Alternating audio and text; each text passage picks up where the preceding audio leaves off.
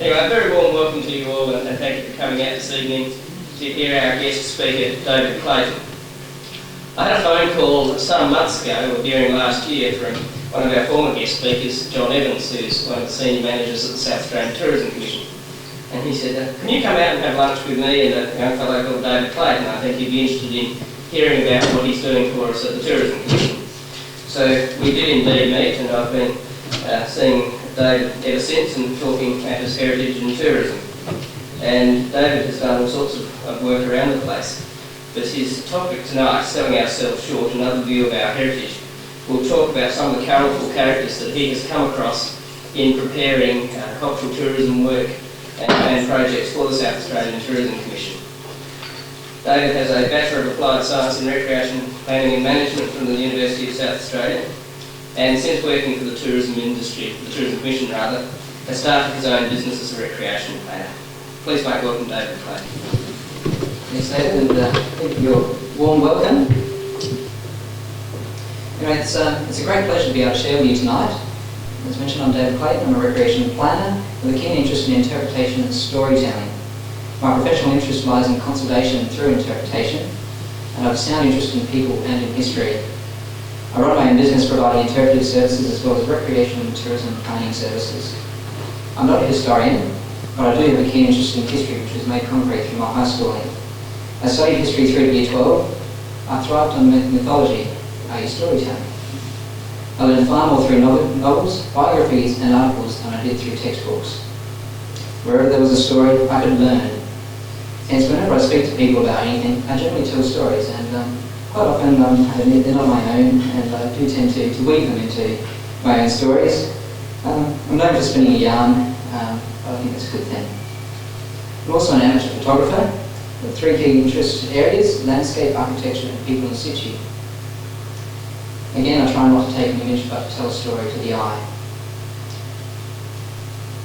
Many of you will be familiar with a man by the name of Dr. Peter Cullen. I was his offsider for around 12 months in the Tourism Commission. It was him who was responsible for me being here tonight. He reaffirmed my interest in history and in storytelling. And he got me into a number of projects South Australia-wide. As far as tourism goes, South Australia has a very poor reputation. For years we have marketed ourselves on old stuff.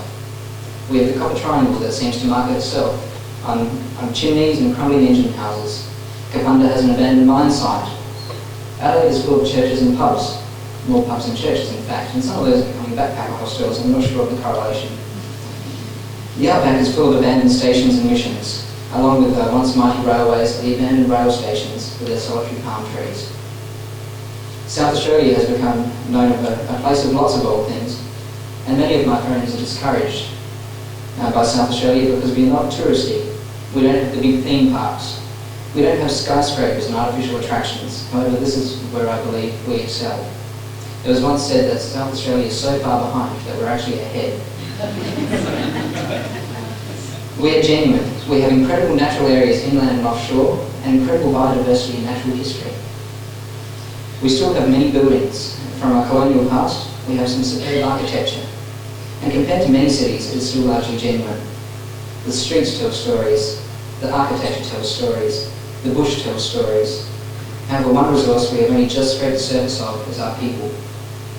We have a great resource in the people who have built the state, and businessmen who took risks, and locals who just existed. Our heritage has personalities. We may not have had convicts or famous bushrangers, but we had pastoralists, fishermen, miners, railway workers, and just ordinary everyday people. People have stories, buildings have foundations. As much as I get passionate about storytelling, people still tell the stories of the pre-20th century, believing that this is our heritage. It is, but it's only a part of it. Our heritage stretches right up to today. When engaging on projects, I often hear about Flinders and Baudin, Colonel Light, Burke and Wills. I rarely hear about the people who had equally important impacts this side of the 1900s. Not only that, I rarely hear about the people who gave the towns their character, the people that the townsfolk all loved and hated. They give our heritage a personality, but it's their stories that bring history alive. I get so frustrated when I see good money poured into books, signage and brochures, when the information is fact-rich but just plain boring. We see when foundations were laid, when and where people moved, owners, city architects and planners. This information is very important, but it is not the only part of our heritage. We rarely get to know who the people were. Why were they significant? What did they do? What mistakes did they make? Who were they as a person? Why was it that a monorail was built in Loxton? Why did it fail? Why did they choose this new technology? What benefit would it bring? What was the significance of Charlie Fennell on the Town Road? Who was Lionel Bates, and why exactly did he paint "Vote for Bates" on the side of a cow? And why did 60,000 South Australians attend the birthday rodeo of Sidney Kidman? People relate to stories. It is a phenomenon that has been used since time immemorial.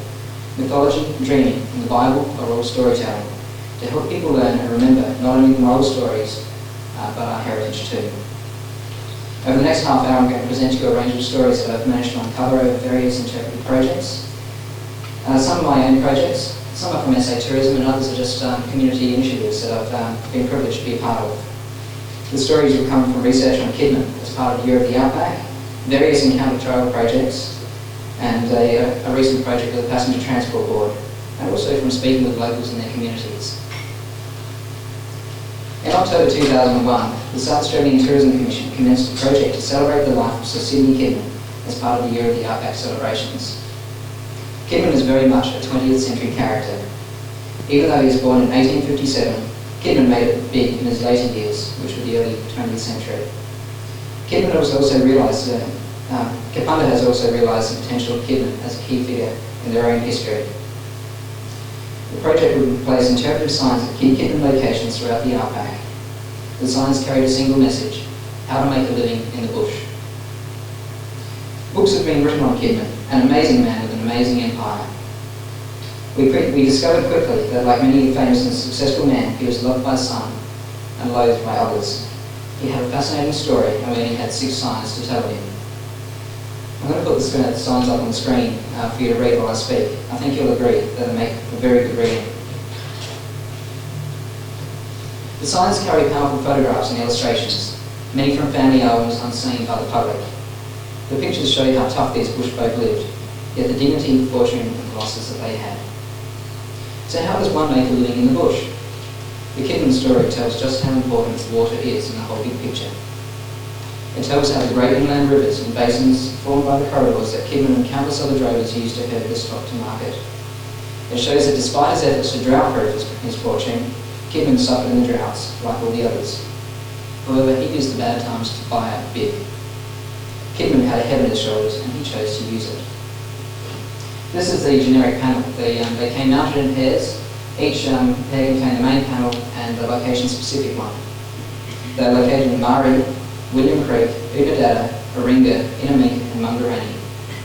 Each tells a specific part of the story with relevance to the location. The story is brief and catchy for drivers with not a lot of time to spare. The towns have taken great pride in their signs. They are effective because they are topical, they are relevant and they are personal. Let's take a look at some of the stories and associated imagery. The first thing that strikes you on this particular sign is the map. And many people have muttered expletives or staring incredulously at the amount of land this man once controlled. Kidman's interests were larger than a Texan hat. The success of Kidman was told on this panel: ingenuity, treating his men right, hard work, and a bit of luck. Skipping to Murray, we start to get a few of the stories. In traditional signage form, we have the factual stuff nice and large.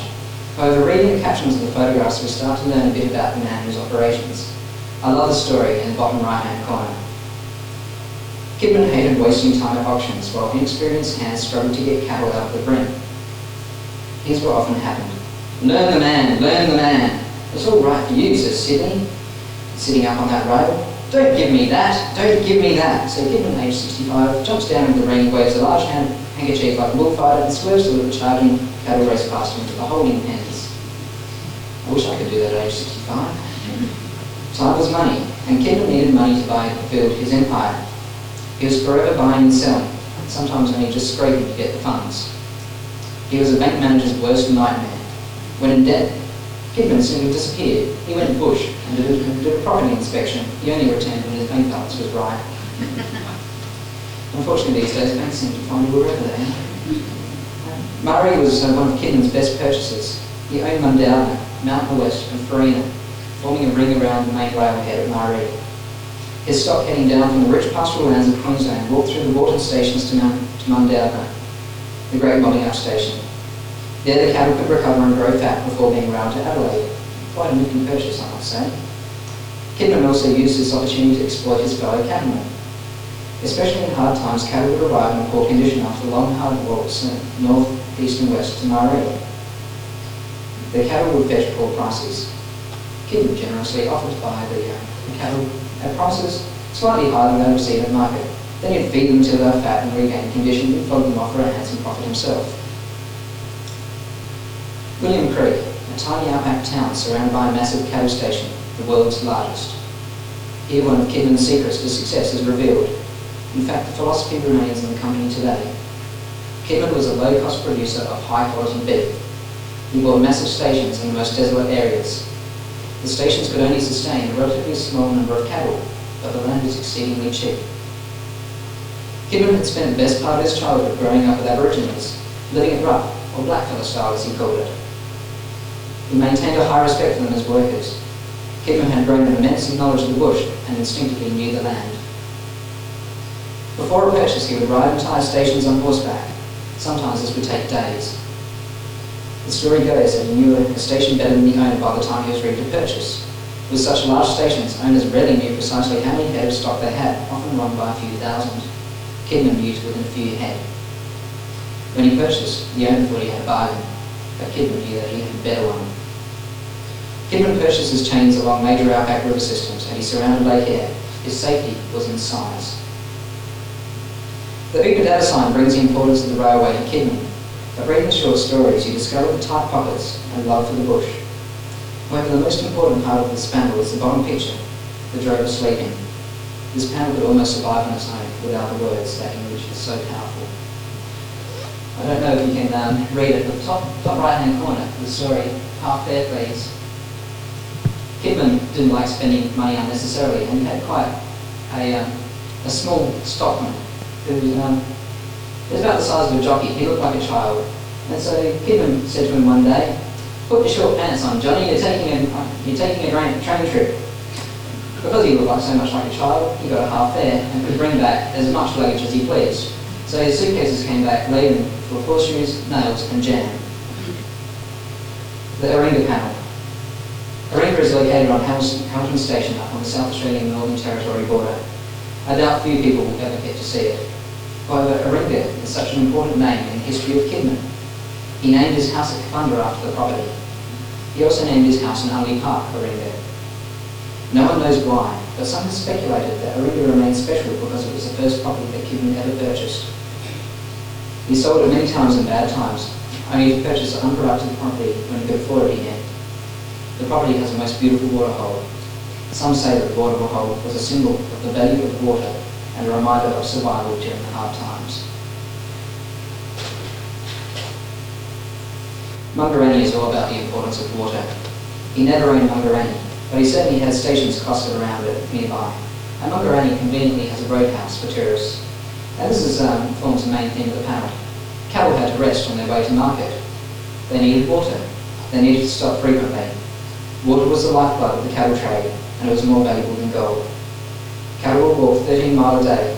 They stopped by government-dug waterholes to replenish, and much like motorists, they needed to stop for food and drink, fuel and rest. The bottom quote carries the words, "Send them into the storm." And at the time of production of these signs, Kidman managers were doing just that, the rains had broken. However, they had it much easier. They went by truck. The final panel is about Inaminka. Inaminka is the jewel of the Kidman crown, and it still is today. It nearly always has water. It is fed by the infamous Coop Creek, which has the headwaters up near Townsville. The station takes in the beautiful Coongie Lakes, and somehow national parks and the Kidmans seem to survive quite happily together. They have an excellent working relationship despite their differences in the use of the land. Inaminka is classified as a multi-use regional reserve, and Kidman declared Inaminka as the best property he ever bought. Tens of thousands of Kidman cattle perished on their way trying to seek solace in the waters of Inaminka during drought. And during the great droughts of 1913 to 14 and 1927 to 30, much of Kidman's empire would have been rebuilt from the proceeds of sales coming from the Inaminka station. Now, the South Australian Tourism Commission were not the only ones trying to capitalise on Kidman. The Kapunda Tourism Association recognised the potential of the man and his importance to the South Australian economy. Kapunda is better known for its mining heritage, and as you would be well aware, the discovery of copper at Kapunda was paramount in bringing SA back from the brink of bankruptcy. They wanted to use Kidman to give Kapunda a new identity. Kapunda has a very large claim on Kidman. It is where he chose to live. And Kidman, the Kapunda connection, was born. Now, you won't be able to read the stories on this, but you'll be able to see some of the imagery. Stage 1 was a series of banners that tells the more of the Kidman story. The project takes a different approach on this incredible man. While SATC focused on doing business in the bush, Kapunda has focused on Kidman, the man. The banners are largely factual, but they rely heavily on the strong imagery and powerful stories. They are pitched at a different audience to the signs, people who have more time to spend and deliberately view the signs, not just drive past them. As a result, the stories could be a little more detailed, and there was time to tell Kidman's connections to Kapunda and the commitment to South Australia. Kidman was a self-made man. His success was largely the result of good planning and luck, although no doubt he was awfully lucky on occasion. In fact, it was Kidman's older brother, Sackville, that kick-started Kidman in business. And many have speculated that if he had not died young, Sackville would have been the household name. As in the early days, Sir Sidney was the labourer, Sackville was the brains. Sidney and Sackville ran a butcher's shop for miners. They bought and sold sheep and cattle. They purchased a number of properties in bad times and sold them for handsome profits in the good. When Sack fell ill and passed away, the two were quite wealthy. However, Kidman had tight pockets and never purchased a tombstone for his brother, and his grave is still unmarked today. One of the things the team wanted to highlight was the importance of women in Kidman's life. Mrs. Kidman was an important influence on his success. She was a school teacher. She taught Kidman how to read and write. Before meeting her, all he could do was sign his name, and what a signature he has too. She showed him how the waters worked, the Great Dividing Range, the floodplains, and the Great Interior Lakes. Her geography lessons sparked one of the greatest strategies known, the chain of supply, a chain of stations that followed the natural water right to market. They almost drought-proofed his precious beef too. With properties stretching north, south, east and west, Kidman could move his cattle to water and good feed. Without Isabel, Kidman may well have been just another cattleman. He may have chased the gold or invested in technology, but one thing is for sure, he knew how to make a quick buck. Kidman had a huge interest in Kapunda. It was his home. Kidman built the largest horse sales in the Southern Hemisphere and attracted buyers from all around the world. All sorts of tomfoolery happened at the horse sales, but more about that later. They put Kapunda on the map. Kidman did everything on a grand scale, and he loved Kapunda. Kidman fell in love with the young Isabel Wright. When they married, Kidman was befuddled by the need for a house. He'd never lived in one before. He says, "I never knew what it was to be in a house until I was married. I was more used to sleeping blackfella style with a fire at my head and feet and one on each side." So in typical Kidman style, he bought a large grand house in Kapunda. It was Bald Hill. You will see from the panels that the story is powerfully told in the photographs and the captions, although not so much in this panel. And I think that this is an essential part of telling the story. We can have brilliant stories and all the pretty pictures in the world, but the captions tie the story to the image, and often the right caption with the right picture tells a far better story than the story itself. I'm going to pop a few overheads for you. They've got some quite powerful imagery. They're from the Kidman family albums. These were made available to the SA Tourism Commission as a gesture of goodwill, and they've not been seen publicly before. I think you'll agree that this photo tells a story on its own. It was simply titled Caught Napping. It shows the hard, lonely and unglamorous job Drogan was. And I think Aaron would like to lay claim to the packs, the saddle and his clothing, but at that time he was not yet on the scene. Again, this photograph is around 1913. Here's Kidman when he's age 56. He's still going strong, Bronco branded cattle. Look at the emotion in the picture. Kidman sitting bolt upright, his horse straining, the calf resisting, and the mother with head low following behind.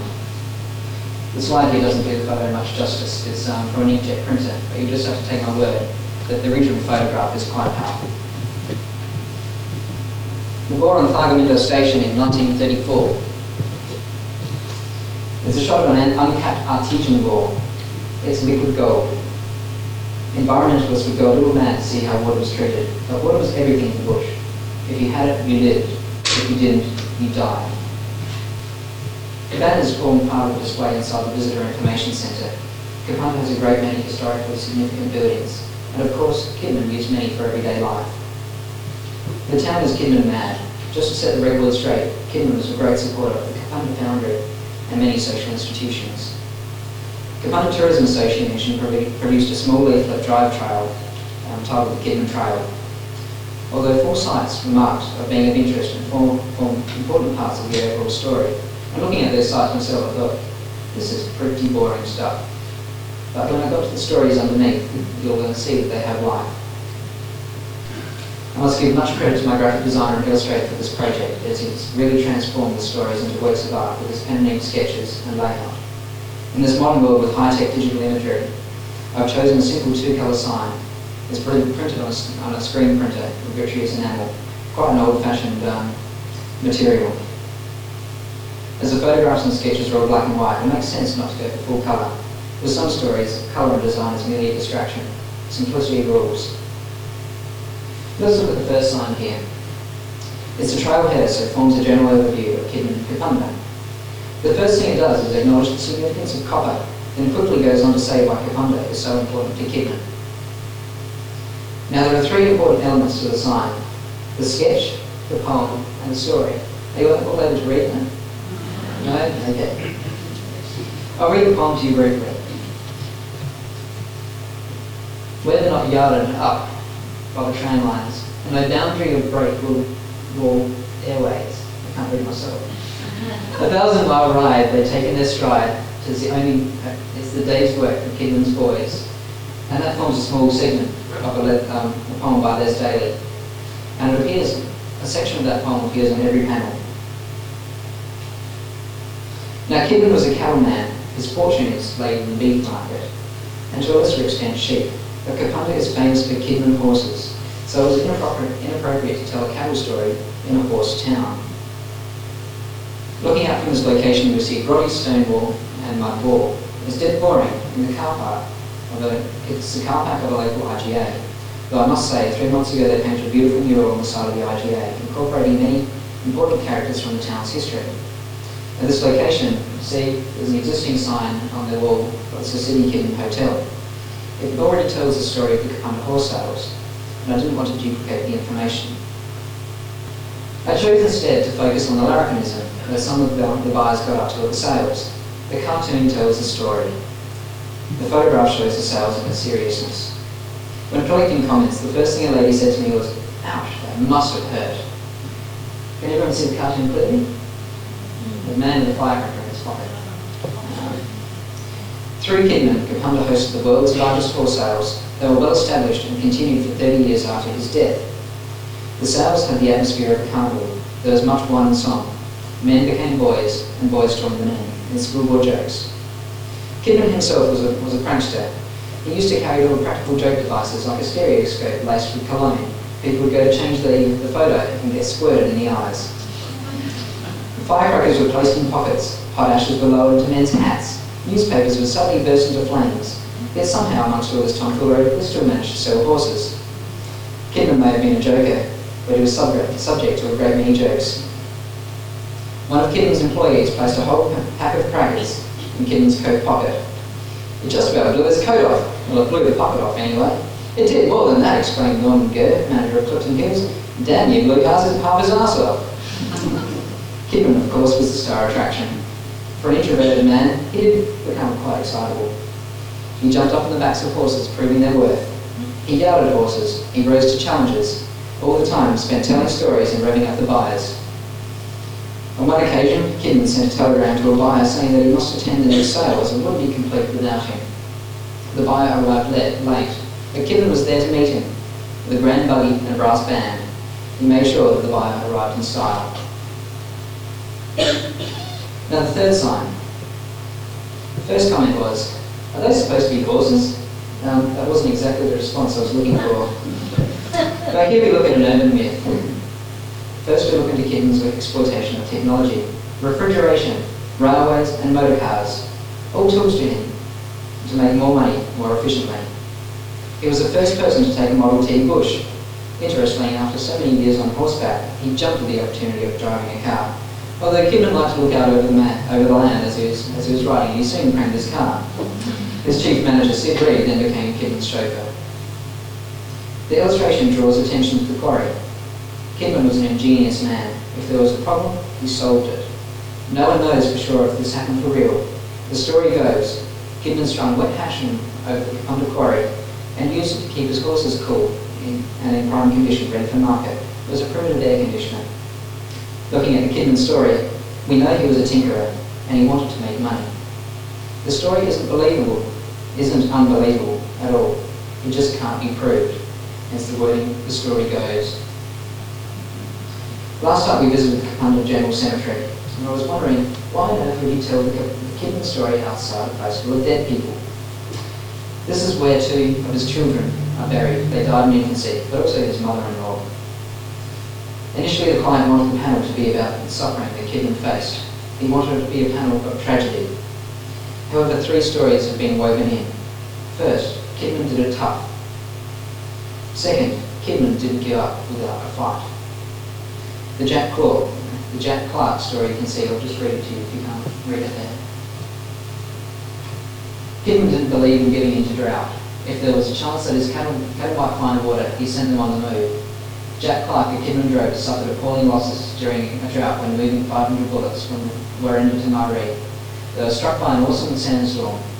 By the time they reached water and the storm had subsided, only 72 remained. And in one of the droughts, Kidman lost over 40,000 head of cattle.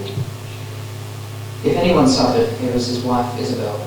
She bore the loss of her son and daughter stoically, while Kidman was out roving around the bush. The panel is about survival. The illustration is quite powerful. The drover lost in thought, looking out over a desolate landscape. His mate buried where he lay. The story brings out just how hard it was to survive in such desolate landscapes. Nature threw the worst it had at the stockmen. It wanted them to fail. Nature wanted its land back. We see stories of terrible dust storms, of enduring drought followed by devastating floods, which has just happened recently. Some would argue that the cattlemen never belonged in the outback in the first place. However, they formed the Australian story. People have argued that Australian mateship was born on the shores of Gallipoli. Many of those young soldiers were bushmen. I believe that mateship was born in the Australian bush. We lived in each other's pockets all your life. It was a necessity to survive. It has since become an Australian legend. This is a story that rich men or city planners or colonialists can't steal. This is a real Australian story read by the common man. Through the Tourism Commission, the Encounter Trail project was born. The project rode in the back of the Encounter 2002 celebrations and encouraged local communities to tell their unique Australian story. Unfortunately, every community wanted to lay their fame on Flinders and Bodan.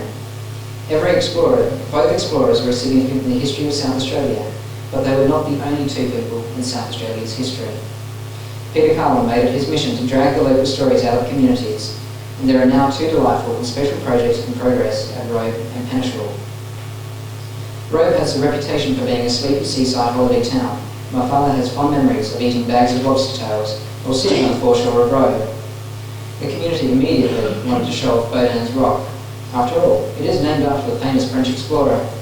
It turns out that Bodan's Rock is just an ordinary rock with no real significance. Of far more interest is Dummy Reef, a dangerous submerged rock wall that only dummy seafarers or the impatient ever hit. It is a local phenomenon that has caught many seafarers by surprise. Locals know all about it and how to navigate it so as not to run aground on the rock wall. However, people unfamiliar to the area are forever becoming stranded on the reef. It's hilarious for the town, and word travels to everyone in around 5 minutes, and that's on a slow day. A local once tried to blow up the reef with dynamite, but only succeeded in making a pretty plume of water. Local cartoonist George Aldridge has drawn a delightful cartoon of the scene in brief. It's embarrassing, as it's the big fishing vessels that get stuck, not the recreational ones. The Robe Encounter Trail tells natural history, explorer history, and local history. The story is told through the eyes of local personality Charlie Fennell. He passed away recently. Not exactly a key figure in South Australian history, but he is certainly important to the town of Roe.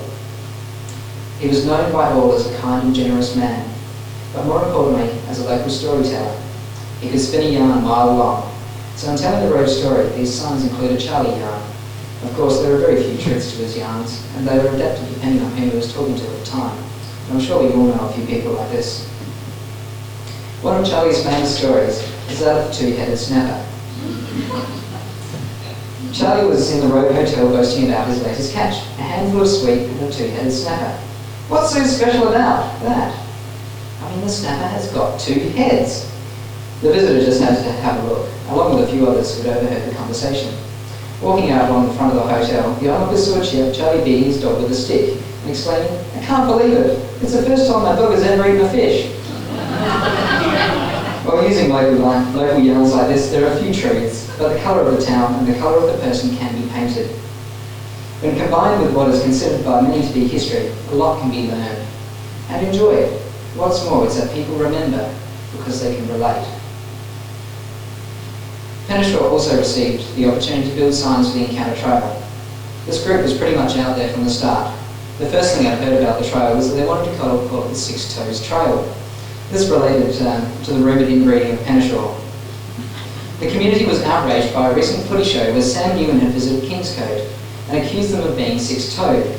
That's the Penneshaw story. Kingscote has had 3 toes. We may be inbred, but at least it's not with kangaroos. As an important lesson there is to be learned here is when giving identity is not to assign the wrong idea to the wrong town.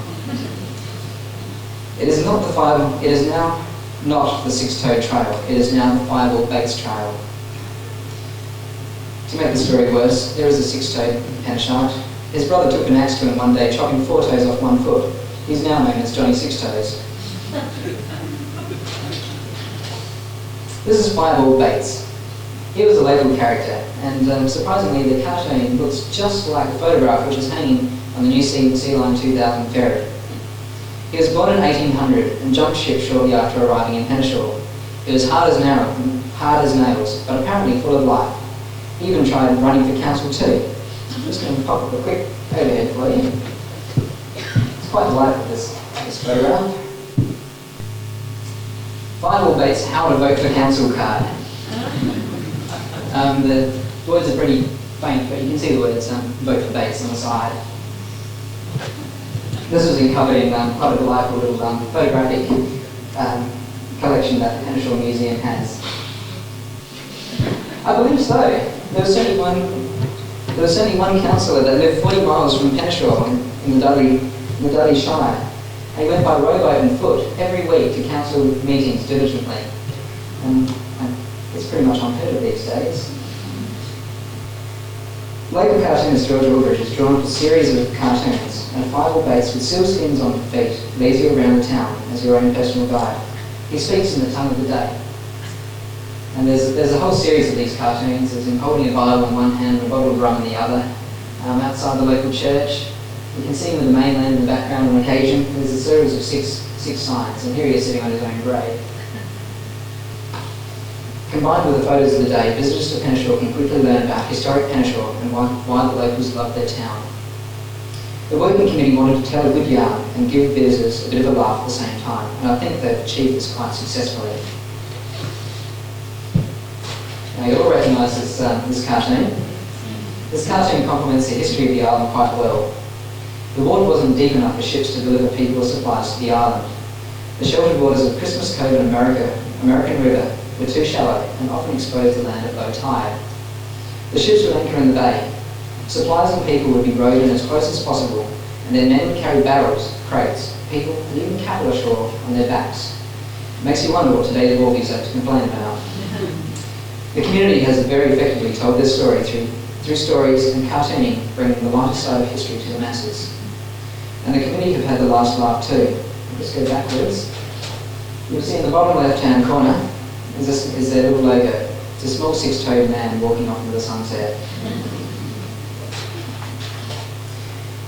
Interpretation seems to be the catch cry of the day, and we're certainly not complaining. It keeps you in business. I did a considerable amount of research for a project for the new interpretive signs of the Adelaide railway station. The panels tell the story of passenger transport in Adelaide. My favourite section is Curiosity Corner. Five panels of quirky stories concerning passenger transport. I must say Peter Morton's book, Afterlight, if you haven't read it, it's got some wonderful stories. There are constant battles over the parklands, and it's quite nice to see that nothing has changed. There are many stories of regulations, of competition, just plain silly initiatives. Many of the classiest stories emerged interviewing ordinary people. The funniest pair of a taxi cab driver was when he was asked to deliver a baby, except that the baby was in a capsule. He was just handed it and told to deliver it to someone's door. Ding dong and the horse is off. Or at midday, the town hall bells would ring, and the horses with their buggies would take off, whether they had a driver or not. They were so well trained. And one of my favourite stories comes from Peter Morton's book, and I quote, "The severest friction that came to spelling over into violence was in 1864 at the building of the railway to Port Adelaide. The new line had blocked the course of Morpeth Street running north to the Torrens and served to North Adelaide via a ford. The railway authorities had built a narrow bridge over the line, but of a quality which the Mayor Thomas English said has very aptly been designated a miserable proportion, and they refused requests to supply a level crossing. The council thereupon determined, as Worsnop put it, to obtain by force that which could not be obtained by peaceful negotiation. The city surveyor led a posse of men to break down the fence and open the roadway. Another opposing body of labourers, under the orders of the railway manager, scuffled with the corporation workers, turned them away and put the fencing back. By this time, tempers had grown so furious that a riot threatened, and a squad of constables had to keep the warring factions apart. Eventually, a level crossing was installed." William Webb makes for interesting reading too. The railway man who nearly bankrupted the state. He was so far ahead of his time, but his works and initiatives endured for a very long time. He was a man who didn't have the word impossible in his vocabulary. He was interested in progress, he had a job to do, and he was going to do it, regardless of what Parliament said. He couldn't stand authority, and from Jennings' biography of the man, I quote, "Fred Shea, Webb's chief mechanical engineer, had a heated argument with the shop steward, and the poor man left his office and dropped dead outside the door. A distraught Shea immediately phoned Webb and stammered out the story. There was a long pause, and Webb's southern drawl came over the phone. 'Fred, you just repeat to me exactly what you said to that man. I could use it on occasion. I've got a deputation of parliamentarians coming to see me this afternoon.'" There are some quirky cases of regulated traffic within Adelaide too. Perhaps my favourite is found in Derek Whitelock's book, Adelaide from Connolly to Jubilee. There's a pretty fuzzy photograph, but it shows Rundle Mall, at that stage Rundle Street in the 1870s. The caption below it is all class. "It was never expected that this narrow street would become Adelaide's main shopping street. The trams were drawn by two horses, and drivers could be fined for exceeding 10 miles per hour or for carrying prostitutes." What a bunch of regulations, and I often wonder how they enforced it. Morton tells how the city once tried to regulate pedestrian traffic flow, partly to reduce the number of pedestrian casualties and partly to make the streets look neat and tidy. In 1911, a warning message in brass lettering was sunk into the flagstones underfoot, and enamelled signs overhead appealed to the people to keep right. The council appointed a uniformed officer to patrol the streets of walkers who dared move in the wrong side of the pavement. However, this can't have been successful, as both keep right and keep left instructions were implemented at different times. History once used to form the foundations of society, but people have become bored. History has been confined to old buildings and museums. Effective interpretation is bringing a different perspective to our heritage. By relating to people, the message can be portrayed effectively and memorably, and provide a laugh along the way. If people want to know more, it is certainly easy enough to find out. There is a wealth of information out there in libraries and museums. I believe that it is important to start teaching our descendants our modern history too. While the old past is foundational to society, the new past is what has kept us here. To finish up tonight, I'd like to leave you with a quote from Walter Savage Landor. "I have been careful to retain as much idiom as I could, often at the peril of being called ordinary and vulgar. Nations in a state of decay lose their idiom. which loss is always precursory to that of freedom. Every good writer has much idiom.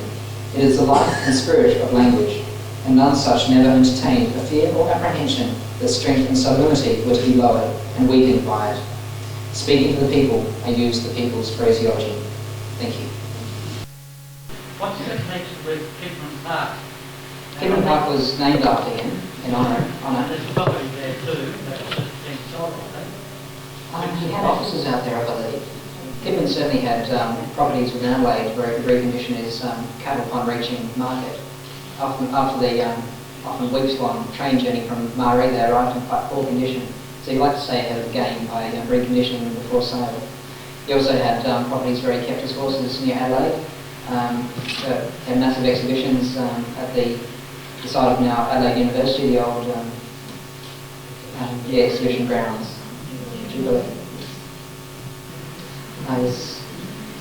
He's also got relatives living out in North Adelaide in Third Street. Actually, it was interesting speaking to a reporter who covered the launch of the Kidman Trail.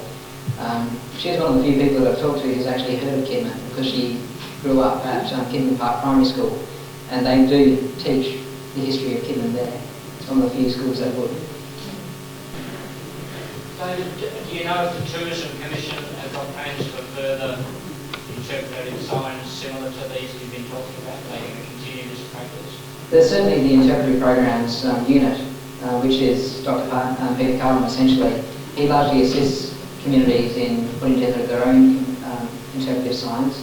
I don't know of any directly funded SATC projects coming up, but certainly through the minor and major infrastructure grants, communities and councils themselves have applied for interpretive funding.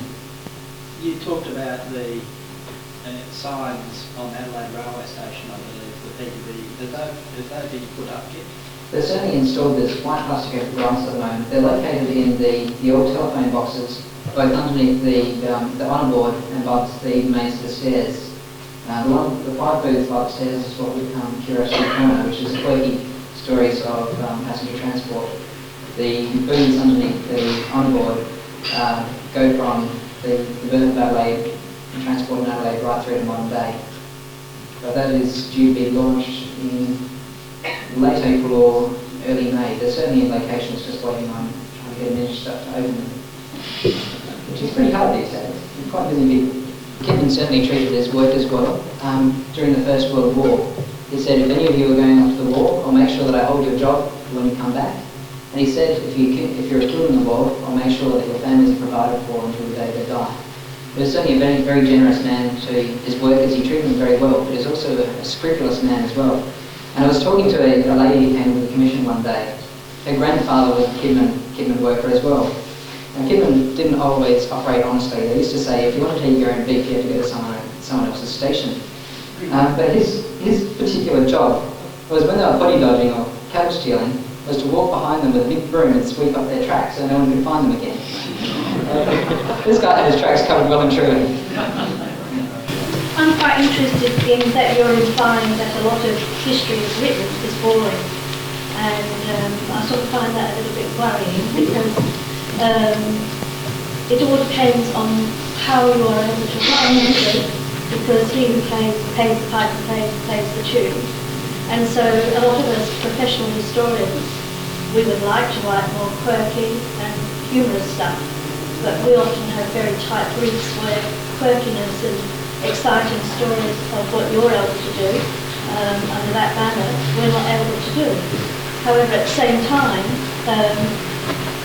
a lot of us professional historians in our own field, we know how to find them, and we can relate those stories either orally or on guided walks. But often it's very difficult to find the avenue through which to write those stories. I found in my own particular field, I found that yes, sometimes history can be a bit dry, but if you become a hotel historian, that changes everything. That's certainly a very fair point, and I do rely heavily on the works of historians like yourself. I also like to rely heavily on word of mouth from the locals as well. There's no doubt that the history that is written is very important, and without it we wouldn't have a history. But in my own work, I like to write the way that I'd like to read history. The projects that I've taken on have been aimed at younger generations who do think that history is boring. I never found history boring myself, even growing up. I really enjoyed that sort of stuff. I got my head around it. I got stuck into that sort of thing. But there are a lot of people that weren't like me, that when they looked at this stuff, they did think it was boring because it wasn't funky. It wasn't all whiz-bang, it didn't have funky pictures, it didn't catch their eye. And which is a little bit sad really, because they're missing out a great deal of their own heritage. They don't know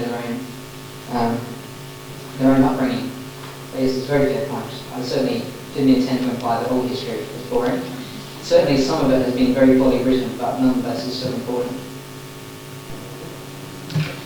Ladies and gentlemen, I hope you agree with me that we've been treated to a special lecture this evening, something quite different from what we hear at our meetings, and that is the view of a young person who has been sent out with a brief to tell the stories of those areas in South Australia which have, I guess, been selected, but also shown their willingness to be involved in having their stories told and having them told in an innovative and interesting way. As David says, they're very much designed to capture younger people and those people who are able to travel around our state. And I hope that your work, David, goes a long way towards promoting our heritage and encouraging people of South Australian origin and those from interstate to take a greater interest in this part of Australia.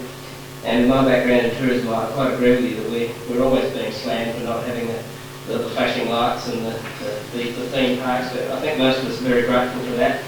We'd far rather have a fun festival or a walk around heritage town or a trip to some quiet wineries. We have such a lot to offer here, and I believe that the work you're doing adds very much to our product.